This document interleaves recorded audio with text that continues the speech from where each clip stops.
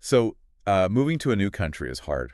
It is a really big challenge. Oh, absolutely. It is a lot to handle. You are learning new streets, new rules, and, a new language. Right. But trying to explain a sharp pain in your chest using words you are still learning, that is just, well, it is really scary. It is a very lonely feeling. You know exactly what is wrong inside your body, but But you cannot get the words out. exactly, you feel stuck. You want help, but you worry that people will speak too fast or that you will use the wrong word. Today in this deep dive, we want to help you with that. We want to help you get ready to see the doctor. Yes, we know you might not feel well right now, and we are here to help. We are going to use very simple English today, short sentences. And when we use a big health word, we're going to say it very, very slowly. That way you can hear every single sound. You do not need to know every big medical word to get help. No, you do not. You just need a few simple words. So let's start at the very beginning. To see the doctor, you have to make a phone call. And honestly, calling on the phone is the hardest part for a lot of people. Oh, yeah, because you cannot see the person's face. It is Right. just a voice. Right, and the first voice you hear is not the doctor. It is the person who works at the front desk. They are the receptionist. Let's say that word very slowly. Receptionist. Receptionists, they organize everything for the doctor. So when you call a receptionist, you do not need to tell them everything about your pain. You just need two very simple sentences. Just two. You say, I do not feel well, and then you say, I need to make an appointment. Let's slow that down too. Appointment. Appointment, that is your special time to see the doctor. Our sources tell a story about a woman named Lisa. She called the medical center. She asked for an appointment. But she did something really smart. Yes, she asked for a female doctor. I love that. When you are sick, you feel scared. If a female doctor makes you feel safer, or a male doctor makes you feel safer, you can ask for that. You have the right to ask. So the receptionist will look for a time that is suitable. Suitable. Right. Suitable means it is a good time for you and a good time for the doctor. But, what if you call and a real person does not answer? Sometimes I call my doctor and I just hear a computer voice talking really fast. Oh, an automated voicemail. Those can make you panic for sure. What do you do when that happens? You take a deep breath. Just listen for the numbers. Usually the computer will say, press 1 to make an appointment. So you just push the number 1 on your phone. Exactly. But sometimes it says other things, like press 4 to request a referral. A referral. Let's say that slowly. Referral. What is a referral? Think of your normal doctor as the front door. They fix most everyday problems. Yeah. But if you have a very special problem, like a really bad heart, your normal doctor might say you need a special heart doctor. Right. But you cannot just go to the special doctor by yourself. No, you need a paper from your normal doctor first. That paper says, please see this patient. That paper is the referral. Ah, okay, that makes sense. But let's go back to talking to a real person. Let's say the receptionist answers the phone. But they are talking so fast. They're usually very busy. Yeah, and I cannot understand them. How do I stop them without sounding rude? You can just ask for help. You say, can you repeat that? Or please speak slower. Can you repeat that? That is such a good phrase. It tells them to slow down and help you. It really works. Okay, so you made the call. You have your appointment. Next, you have to go to the doctor's office. You go inside. You walk up to the receptionist. You give them your health card. That is the little plastic card that shows you can see the doctor. Yes. And then you sit in the waiting room. While you sit, they will give you a paper to fill out. This is your health history. I like to think of your health history like a map. Well, no, maybe more like a detective file. A detective file is a great way to think about it. Because the doctor needs to know your past to find out why you were sick today. Right. Our sources talk about a woman named Yelena. She got this paper in the waiting room, and she was so confused. The paper asks really hard questions. Like, did your parents have sick hearts? And when your head hurts, it is so hard to remember those answers. That is why you should plan ahead. What kind of questions will the doctor ask from that paper? They will ask how you live. Do you smoke cigarettes? Do you drink alcohol? Some people might feel bad when the doctor asks that, like they are in trouble. Oh, you are not in trouble at all. The doctor is not judging you. It is just science. If you drink alcohol, it changes how medicine works in your body. Wow, really? Yes. So the doctor needs to know, so they give you the right medicine. They will also ask about your allergies. Let's pronounce that slowly. allergies. If you have an allergy, it means a normal food or medicine makes you very sick. Like if I eat a peanut and I cannot breathe, I'm allergic to peanuts. Exactly. Allergic. The doctor really needs to know if any medicine makes you sick. They will also ask if you ever had surgery. Surgery. That is when a doctor opens your body to fix something. Yes. They need to know about past surgeries because it changes your body inside. And finally, they will ask about your medications. Medication. Those are the pills you take every day. Right. So Yelena's story teaches us a great lesson. Before you leave your house, write down your allergies, your past surgeries, and your medications on a piece of paper. That is so smart. You just hand the paper to the doctor. You do not have to remember anything. Exactly. So you wait. Then a nurse calls your name. You go into a small room. The doctor comes in, and they ask, "Where does it hurt?" This is the scary part.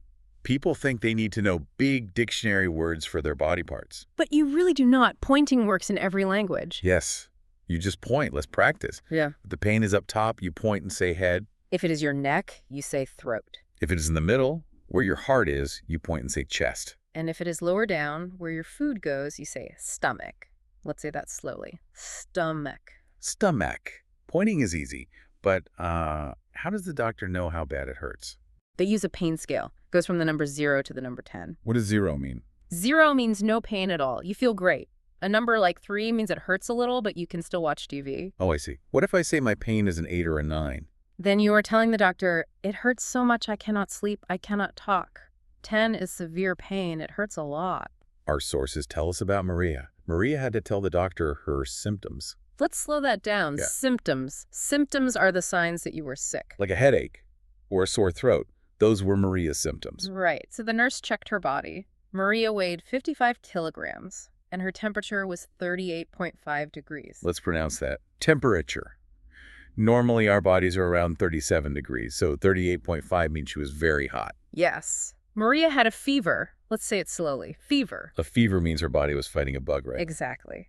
Because she had a fever, Dr. Smith used a special tool to listen to her chest. A stethoscope. Let's slow down that big word. Stethoscope. It is the thing with the tube that goes in the doctor's ears. And the cold metal circle that goes on your back. Yes. The cold circle. The doctor tells you to take a deep breath. What are they listening for? They are listening to your lungs. If your lungs are sick, they sound wet and bubbly. If they are healthy, they sound like wind. Ah, okay. Well, Maria's lungs sounded okay, but different people have different symptoms. The sources also talk about Mrs. Chen. Yes. Mrs. Chen did not have a fever. She felt very tired, and she felt dizzy. Dizzy. That is a scary feeling. It means the room feels like it is spinning around you. Very scary. The doctor checked her blood pressure. Let's pronounce that. Blood pressure. Her blood pressure was high, but the spinning feeling was actually coming from her head. She had a sinus infection. Wait, how does an infection in your face make you feel dizzy? Well, inside your face, you have empty spaces called sinuses. When they get sick, they fill with heavy water, and they push on the inside of your ear. Oh, and your ears help you stay balanced. Exactly. The heavy water pushes on your balance and makes your brain think you are spinning. Wow, that is why you have to tell the doctor your symptoms. If Mrs. Chen just said, my head hurts, the doctor might not know. But she said, I feel dizzy. That is right. Oh, and if you have a bad cough, what should you say? Do I just say, I have a cough? Yes, I have been coughing. Simple and easy. Okay, so the doctor knows what is wrong. Now we need to fix it. We need the treatment. The treatment is the plan to make you feel better. Sometimes you get a prescription. Let's say that slowly. Prescription.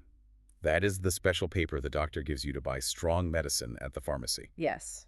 Maria's throat was very sick from a bacteria, so the doctor gave her a prescription for antibiotics. Antibiotics. That is a huge word. Antibiotics. They are strong pills that kill the bad bugs inside you. But antibiotics do not fix everything, right? You cannot just take them for a runny nose. No, you cannot. And that is a big mistake people make. Antibiotics do not work on a virus. Like the flu. Exactly. Our sources talk about Sasha. Sasha had a headache, a cough, and a fever. She had the flu virus. So no antibiotics for Sasha. No. The doctor told her to just go home, rest, and drink a lot of water and juice. Rest and water. What about Mrs. Chen? With the dizzy head, did she get lots of pills? Mrs. Chen asked if she needed to buy extra vitamins. The doctor said no. Really? Yes. The doctor just told her to eat fresh fruit and vegetables. Good food helps the body heal naturally. That is amazing. Okay, so we talked about calling the doctor for a fever or a cough. But what if something really bad happens? What if I cannot wait until tomorrow? That is a very important question. If you have a very bad pain that happens suddenly, or you are bleeding a lot, you do not call the receptionist. Where do you go? You go to the hospital, to the emergency department. Let's say that slowly. Emergency, in some places call it casualty. Right. Our sources share the story of Bella. Bella was running to catch the bus. She fell down and hurt her foot very badly. Ouch. She called her normal doctor, right? She tried, but the receptionist said the doctor had no time. They were completely full. So the receptionist told Bella to go to the hospital emergency room. Yes, because her foot might be broken. So Bella went to the hospital. But she had to wait for 2 whole hours. Wait, 2 hours? If it is an emergency, why did you have to wait so long? Because in the hospital, they fix the most sick people first. If someone comes in with a heart attack, the doctors must fix them immediately, even if Bella was there first. Okay, that makes sense.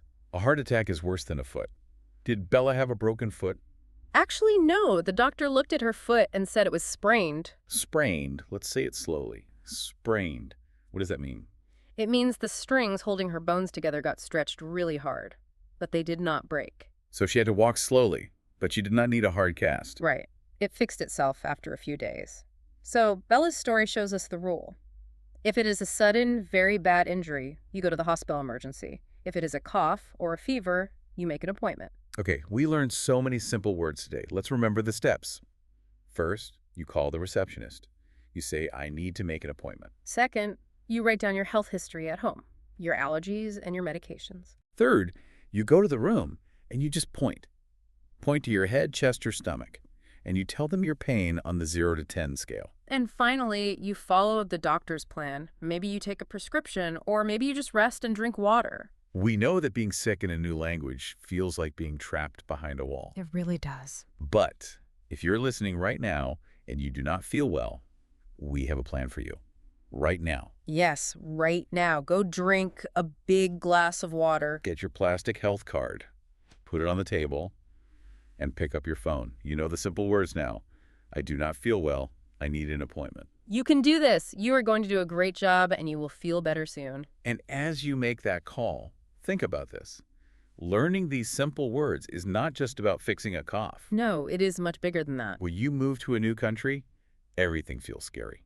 But the first time you go to the doctor and you use your own voice to get help, that is amazing. That is the moment you stop feeling like a visitor. You are taking control of your own life. You are safe. Speaking up for yourself is how you make this new country your home.